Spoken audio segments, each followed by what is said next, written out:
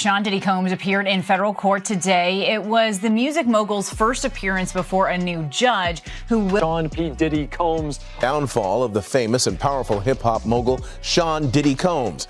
He is already complaining. Please let me out on bail. I promise no female visitors. My goodness. That a judge denied the second request for his bail yesterday. Let's first start there and give people kind of the backstory. Word is spreading fast about a serious altercation music mogul Diddy allegedly had behind bars, and it's causing a stir. According to rumors, things got intense, with Diddy reportedly taking a hard hit and even begging for forgiveness afterward. To add fuel to the fire, a leaked video of the incident is circulating online, sparking heated discussions. This situation could have significant repercussions for Diddy's reputation and career, possibly leading to a major fallout. So what really happened in that cell? Stay tuned as we dig deeper into the details. The judge denied the second request for his bail yesterday. Let's first start there and give people kind of the backstory as to why did that happen. The process in New York is exactly the same as in North Carolina. Two parts. Is the person a likelihood to appear? Are they a flight risk? And do they have a likelihood to commit some crime, specifically a new violent crime? And then the third portion that the judge touched on in this case is, has that person in the past done some type of witness tampering? Have they attempted to try to, influence witnesses not to come forward? That's what the prosecutors argued in this case, and the judge totally agreed that he had a history of attempting to make individuals that were participating with the government to not participate anymore. The judge felt that there were reasons. The judge actually said there are no conditions for release that would allow this case to continue to move forward with you out in public. Back to putting Diddy on suicide watch. I mean, I learned from you today, just from talking in the newsroom, it's really not as straightforward as you might think. As the former chief magistrate, you made decisions like this. So what exactly does that process look like? In the process, when we would set conditions for release in Mecklenburg County, for instance, all of the 30 plus magistrates, determining if a person could go or leave, typically was you're setting conditions either for a secured bond, unsecured, or a written promise to appear. However, if that person at some point decided to say, you know what, in the process of them talking to you or finding out what would happen, that they wanted to kill themselves, then you were required to notify someone immediately, look, this person has made suicidal ideations or thoughts, and now we're not safe with allowing them to leave. They're going to be held here. If they made that statement during the process of intake, for instance, the sheriff's department would decide to keep them there and wait and determine, okay, now we'll put them under evaluation because they're not safe to leave and or they may harm themselves or others. And so that process is definitely not straightforward, but there are red flags that go up instantly because nobody wants to be sued by this situation. Well, do you think anyone makes those statements on purpose? Have you ever dealt with a situation where they intentionally do that? Maybe they don't want to be with the other inmates? I've seen that happen in the past, but I can tell you if a person makes that determination, when you are on suicide watch, first of all, they're taking your shoestrings. And this is because you're in this before you get admitted. So this is pre-admission, pre-classification. Right. You're still in your regular clothes. You haven't switched into a jumpsuit. And so you still have your regular shoes. They're taking the shoestrings. They're taking anything that you could potentially harm yourself. They're taking your clothes. They're changing you into some other type of gear where you can't harm yourself. So if you were literally about to leave and you're making those types of comments, now you've just delayed yourself by maybe a few hours, if not a few days. And so that process, I've seen it happen where a person was just making kind of crazy comments. Well, you don't know if they're serious or not. And so if you're making a comment about, I am intending to harm myself, I'm going to take every situation if it's serious, and then we'll determine later that it wasn't. Now, TMZ is reporting that they spoke to Diddy's attorney, who then said that his client is not suicidal. In fact, he went on to be able to make a statement saying he's not suicidal, calling him strong, confident, and focused on his defense. So you're a defense attorney. Is that protecting your client? And the other question I have for you, if you can just address this real quick, is they put up $50 million to try and get this man out of jail, and then another $100 million on all of this. So kind of combine that and explain all this to us. So yes, typical for what his process is, the case or to defend this case has already started because it's in the court of public opinion. And so how do I make sure that I put that fire out that seems like it's raging really fast? I make sure I make statements that he is in sane mind, that this person is there, he's clear, he's conscious, he's aware, he's not down, he's not depressed because he know he didn't do anything. That's the statement that you're going to make. Regarding the dollar amount, the judge touched on that this was their appeal. Remember, the first judge denied it. They appealed the judge's decision to not give him conditions for release. And they said, look, we'll put up any amount you want. He has endless resources. He's not going to leave. He turned himself in, and here's the amount. We'll put 50 million up. We'll put 100,000 up to support that. But the judge, as I mentioned before, said there is no condition, no dollar amount, that no assurance that you can say that this case, the integrity of it, specifically the witnesses that will come forward to testify against you, can be safe while you're out. Wow.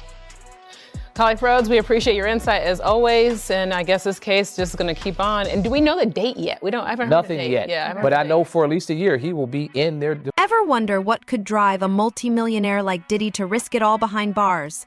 Rumor has it, this clash wasn't just about him, there's a twist that has everyone buzzing. Imagine Diddy, dressed in an orange jumpsuit, pacing in a cramped cell with all eyes on him. Word on the street is he didn't exactly make friends in there, and the fight reportedly started over something as petty as toilet paper. Yes, you read that right from hip-hop royalty to brawling over TP.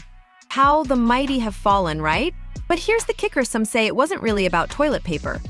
Rumor has it that Diddy was actually called out over his alleged ties to some seriously shady business, the kind of dark, whispered secrets of the industry. And during the clash, let's just say he wasn't exactly channeling his usual stage presence. Sources describe him as flailing, looking more like a fish out of water than a street-smart mogul. It was as if he forgot he wasn't in the VIP section anymore. He has to do that because no company wants to do business with somebody who is being accused, have allegations against them for sexual misconduct and deviant behavior. Nobody wants to do business with that. All the shareholders, it ain't nothing that he's giving up. They like, yo, listen, give me that. They said, they did a Diddy. Take that. You understand? They're gonna take that from them. The shareholders is gonna say, yo, listen to me. We all gonna pull out. No Diddy. But we all gonna pull out our shares and everything if you don't give up what you have in the company. Did you see that video that went viral of Diddy pacing around the airport after his houses got raided? I seen that video. And I seen that look in his face before. You understand?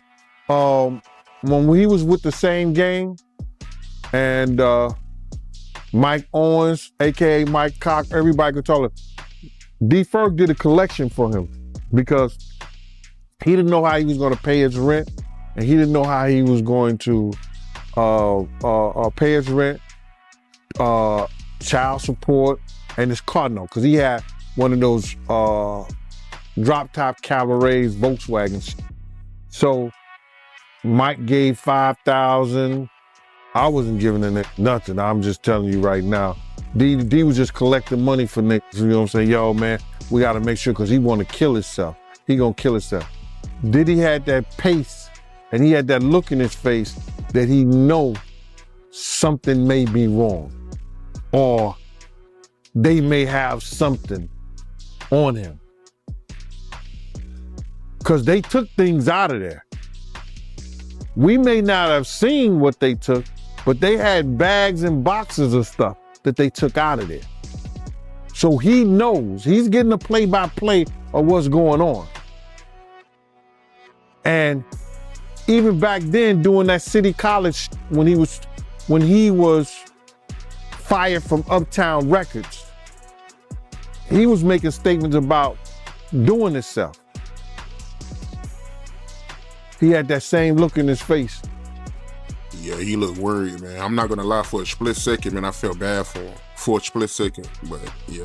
Like, everybody, I get all kind of hate mail, IGs, talking about that I'm trying to take a black man down. No. I went through every step you supposed to go through when you got a problem, you got a situation, you got an issue with a man. You understand? I get in contact with him. Went mutual friends. Let's sit down and talk. What you did to Wolf's mother wasn't right, bro. You don't talk to her like that. If Wolf was alive, he'd take your head off. You understand? Try to talk to him. People, when they start getting in this power, certain positions, have certain amount of money, they don't look back. Some of them don't look back and don't think they have to come back to the people that helped them get to those positions. You understand? I don't care what nobody say. You understand? If somebody helps you and use their ability and their talents to help you get in position and get to certain places and do certain things, you come back. And you make sure things is all right. You don't disrespect people's mothers. You don't disrespect your friends that took their money to make sure you was all right when you was wrong, when you was messed up. You don't do that, brother. So by him doing the things that he did and taking the avenue that he took, he's suffering the consequences, and I don't feel bad for him at all. Because people was trying to talk to him. People was trying to tell him. You couldn't pull him by the coat and let him know anything. You understand? They messed up the game, brother. When he put that shit out with them, money, power, respect, it ain't never been like that. It ain't never been like that. You got your respect in the street that gave you your power, that brought you your money. Totally different thing. He let that money, power, and respect go to his head, but he had it ass backwards. So do I care what happened? Nah. He got enough money to buy his way out of this. So we think. So when you look at that video of him pacing around and he's looking worried, and you knowing him, do you think it's possible that he might commit suicide? When you're a narcissist, there's always a possibility because you're suffering. But I don't think that he can see himself in a cage. I don't think he can see himself behind those bars in those type of situations. It's too many real dudes that dislike him. But then again, there's a lot of real dudes that need help. And him being behind bars, he could probably help them. Here's how it all went down 1 minute. Diddy's throwing punches like he's starring in a low-budget action flick the next. He's flat on his back, staring up at his opponent as if he's seen a ghost. Just when it seemed he was about to take the beating of a lifetime, guess who steps in? Not a guard, not another inmate, but the prison chaplain. Picture this Diddy on the ground, fists flying, and in walks the chaplain, calmly breaking up the brawl. It's just another day on the playground. This unexpected intervention has everyone talking. Some are calling it divine intervention, while others wonder if Diddy has some kind of holy connection. Either way, the chaplain's timely arrival saved him from what could have been a serious mess. But don't be fooled, this isn't the end of Diddy's troubles. Far from it. This clash is just the beginning, and what happens next might make you question everything you thought you knew about the man behind I'll Be Missing You. Is representing some of Diddy's accusers. Our Michelle Fisher sat down with All Red to speak exclusively about the atmosphere surrounding the high-profile case. It's really all about power and abuse of power. Prominent attorney Gloria Allred, who has represented accusers of Harvey Weinstein, Bill Cosby, and R. Kelly, speaking exclusively with Eyewitness News. She now represents an undisclosed number of Sean Diddy Combs' alleged victims, including Talia Graves. The trauma of the assault has taken a toll on my mental health. Tonight's 2020 special, The Secret Life of Diddy, detailing Combs' fall as he faces individual and class action lawsuits and federal charges of racketeering conspiracy, forced sex trafficking, and prostitution. He's pleaded not guilty, his attorney saying prosecutors are seeking to criminalize sex that was consensual. Consent is a big issue, and it is the government's burden in a criminal case to prove any charge and all charges beyond a reasonable doubt. That's a very high burden of proof. Combs is now asking a federal judge for a trial date next April or May, and we could see ex-girlfriend Cassandra Cassie Ventura take the witness stand. This despite an undisclosed settlement reached 1 day after Ventura filed a lawsuit against Combs last November, accusing him of rape and abuse. Even if there are confidential civil settlements, there's always an exception in the law. They can still testify in a court of law if they are subpoenaed to do so.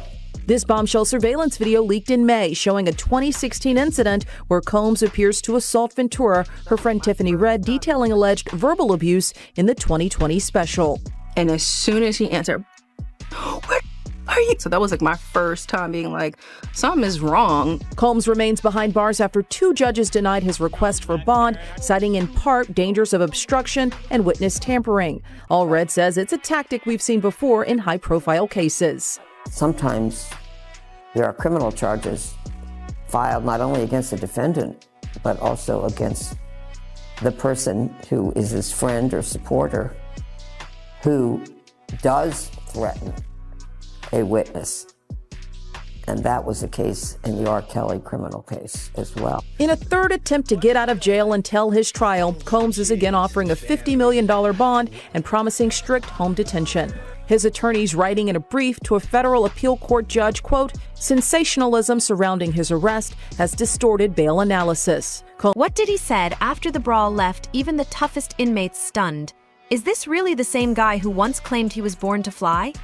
Because after that scuffle, he looked more like a grounded bird. Imagine Diddy sprawled on the cold prison floor, his once stylish jumpsuit now a disheveled mess. The man who used to strut in custom suits was left shaking like a leaf, a far cry from the confident Diddy we're used to seeing on red carpets and in music videos. Once the fists stopped flying, things took an even wilder turn. Word has it, Diddy went from bad boy to sad boy fast. He wasn't just shaken, he was pleading, repeating things like, "Please, I'm sorry, I didn't mean it." Hard to picture, right? The same guy who once boasted about his empire was now begging. Rumor has it he even offered to put money on other inmates' books just to keep them off his back. From hip-hop royalty to offering commissary bribes now, that's a real fall from grace. But here's the real tea, he wasn't just begging to save his skin. Diddy was pleading with the inmates not to spill what they supposedly knew about his rumored shady dealings. It was like he suddenly realized that in prison, walls have ears and everyone's listening. MDC Brooklyn, and we got the report on what's happening there. Doesn't look good, guys. This one doesn't have a lot of good Yelp reviews. We're also going to talk about this manipulator-in-chief, this woman who many say, and she's been mentioned in some of these lawsuits, was one of the people really behind helping to allow this to keep going. And yes, Diddy will be appealing later this afternoon. We will be there with the updates to let you know if this new judge will let him out of jail. In the meanwhile, let's look at this place that he's in jail, this new home, this troubled Brooklyn place. Here's a picture. It's a high rise. It is not getting good reviews. I mean, not that it should, but you know, there should be basic human rights. And this place has faced intense scrutiny amid a spat of vicious inmates, you know, going after each other badly, complaints about dismal living conditions, including maggot-infested food, filthy cells, power outages. Apparently they go weeks without any sort of heat, which is, you know, not good, especially as the cold rears its head. These apparent conditions were brought to the spotlight during the trial of Maxwell. You know, I can't say the full thing. You know, the notorious Madame of Jeffy, when her attorney ripped the facility for the reprehensible and utterly inappropriate facilities. She complained about using the bathroom, which was an open sewer drain, rats running around, rotten maggot-infested food, freezing temperatures for roughly a week when an electrical fire caused all the light and heatings to go out in the building. Apparently, violence-plagued federal lockup made headlines when it was hit with the claims that the staff had allegedly covered up a knifing at one point. It holds pretrial detainees as well as those serving short federal sentences. It holds about 1,700 inmates. Yeah, look, it's not a good place. As multiple places reports are coming in explaining more about it. Yeah, let's see who else has been here. We had R. Kelly, so he's in good homes there. R. Kelly, he's it's also Michael Cohen was there, Fetty Rap, Alison Mack from that trial, Ghislaine, and now he is in there as he's waiting to see what will happen next. It's interesting. We got his location. I had a picture here. I don't want to show this, but yeah, Sean John Combs. I have his registration number. He's located there. This is in like the prison database. You can go find it, and it's interesting because he's in the SHU, the SHU. Which apparently, with John Witherspoon is telling us most likely for his own protection and also to keep him from like cutting deals. because you can get in there and cut other deals with prisoners in exchange for protection, extra food, commissary items, etc. Interesting insight from John there. I think it's spot on. They, regardless if people want him to, get shivved, he shouldn't right now. He shouldn't. Nobody should. He should be put in jail for the rest of his life. I'd much rather that outcome than have him get out quickly if he did all the things he did. Let's get to the truth of this first. But I want to talk about another part that's coming out as more people are spotlighting this woman right here. This one right here has been called I can't read the name. Sorry, I can't say certain keywords, but hopefully you understand why. I'm doing my best. Doing my best, chat. But Sean Diddy Combs once called his Combs Enterprise Chief of Staff, Christina Koran, his right hand. It's a Karam? It's Karam. Source close to the federal investigation believes she is more his manipulator in chief. If anybody is a gatekeeper, Christina would know everything, the source added. High-ranking supervisors were flagged in the 3-court federal indictment, charging Combs with all the things we've said. Combs has pleaded not guilty to the charge, but remains in custody. He's now offering a $500 million bail, which was rejected. We'll see if he gets this appeal today. Karam has not been arrested or charged with any case. So does that mean she's working with the feds? Because if his right-hand man is actually sharing the secrets, well, he's even more in trouble, right? That's the done deal. Now, is she nervous? If she's implicated or caught doing this as well, they might give her a plea deal or less time in order to sell out Diddy. When you're really under the gun and the pressure's on, it happens. So I can't imagine Diddy's excited right now being behind bars, and probably part of the reason why he's promising no female visitors. Yeah, we'll come back to that in a second. Supervisors facilitated these performances, the freak-offs, according to the indictment, stocking the hotel rooms with items, as we talked about. They've gotten evidence from a lot of sources, recordings, text messages, and texts from Christina Koran. Apparently, there she is again, his right-hand man, woman. Interesting, right? How do you allow that to go down? I would love to hear from her. How does she justify all this behavior? Just the power, the control? How did she get in? She was the one who was actually seeing Diddy's issues and enabling them to then get her own control. Is that what was going off here? As long as she had that seat at the top of the table, she was okay doing. I don't know. That's what I'm just wondering. I'm not alleging anything. We will see. She is not yet charged, but with these allegations coming in, this is interesting. This is interesting. So, is that her? Yeah, okay, that's her too. I guess so. There she is. This looks more recent because they look upset there. Trying to figure out now what. So this woman could be a big key to figuring out what went down, unless she wants to take it all to the grave with her. Now, she did not return requests for comment. We'll see if she comes in. But yes, she was mentioned in Little Rod's suit. She knowingly, intentionally participated, perpetrated, assisted, supported, facilitated the venture, is what he alleges. And Quorum required Combs' domestic employees, including the butler, chef, housekeepers, to carry a fanny pack with substances there, pink drug combination of things, and he could indulge his choice at any time. So she apparently, according to these rumors, would be there ready and willing to ensure he could have any substance, people, etc., etc. So if all true, a lovely individual. She's, I'm sure, very happy right now to be caught in this web. But that's where we stand. So far from this, this mansion that he was in, now he's in the raid. He's going to be in this high-rise security complex for it could be a little while. We'll see if today he is able to get out. That'll be the big question, and we'll be there covering the updates as we get them coming in. Sadly, this is New York, so we won't get this televised. It's so frustrating. All we get is sketches. We can't even get photos. I don't understand how this is just. Free press, all these trials are public knowledge. We should be able to be in there to ensure that we're getting the facts. But he's protected right now due to it being in New York, and we will stay tuned and be here. So make sure, if you haven't already, hit that subscribe button. Hit that bell for alerts right there. Hit that all. And then when you get those alerts, smash that like. Leave a comment down below. We'll be covering this case and a lot more. We got a lot more stuff in the bank, but we're obviously leaning into the updates as they come in, and more are coming in. I think today, if he loses this appeal or wins this appeal, I think it's unlikely, based on the sources I'm talking about, that will comfort more people to come forward, right? Can he get out? Is he really behind bars? It's done. I'm seeing already some private threads and things that we may talk about later, illuminating a lot of things. I think. So you might be wondering, why would Diddy, the man who built an empire, end up begging? Fear can do strange things, but some say it goes deeper than that. Rumor has it his tough guy persona was just that, an image.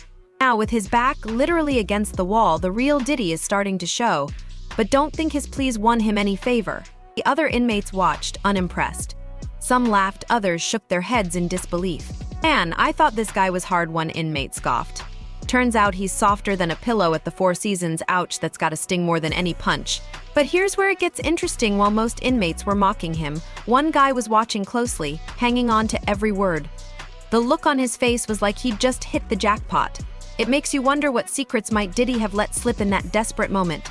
We don't know what they subpoenaed, but we know that prosecutors believe Combs did not act alone. He's the only one charged, but they believe as the leader of what they've called a criminal enterprise. There were a network of people who worked for him, who enabled freak-offs, these orgies that women were allegedly forced to partake in after they were drugged and held against their will. So prosecutors are amassing a lot of evidence. That's all going to be part of this trial, now set for May 5th.